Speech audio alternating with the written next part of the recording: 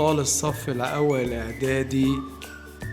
طبعا انتوا داخلين المرحلة الإعدادية أول سنة ليكم، وطبعا هتلاقوا الأمور مختلفة شوية عن المرحلة الابتدائية، ومحتاجة طالب يكون متأسس كويس علشان يعرف يظبط نفسه في المنهج الجديد.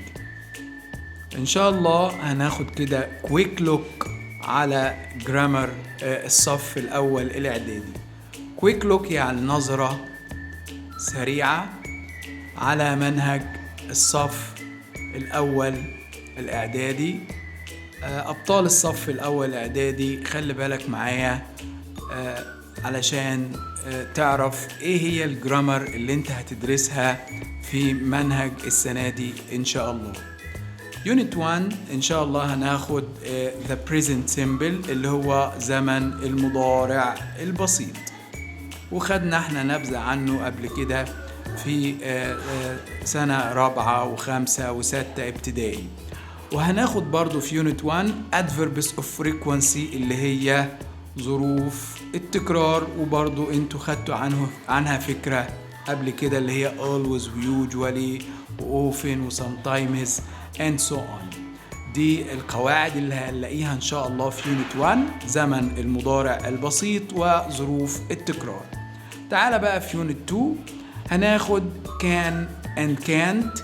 كان يعني يستطيع، وكانت يعني لا يستطيع، ودول هنستخدمهم في التعبير عن الابيليتي اللي هي القدرة.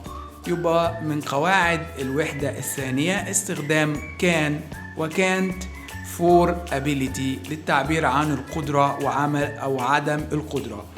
وهناخد كمان في الوحدة الثانية زمن past continuous tense اللي هو المضارع المستمر، وبرضو خدنا عنه فكرة في السنوات الماضية.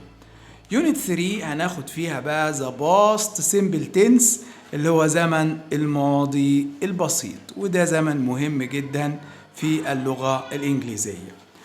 في يونت 4 هناخد إن شاء الله the first conditional if اللي هي حالة if الشرطية الأولى. حالة if الشرطية الأولى، وهندرس الكلام ده بالتفصيل في المنهج إن شاء الله بطريقة لذيذة وسهلة وبسيطة.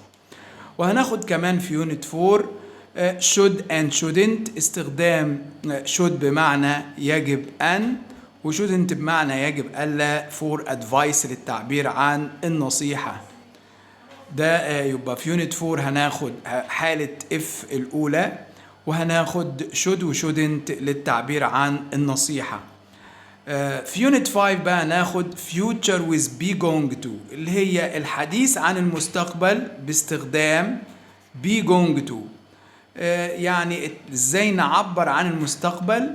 هناك عدة طرق يمكن التعبير بها عن المستقبل، هناخد منها be going to بمعنى سوف، وهنشرحها إن شاء الله في المنهج بطريقة سهلة جدا.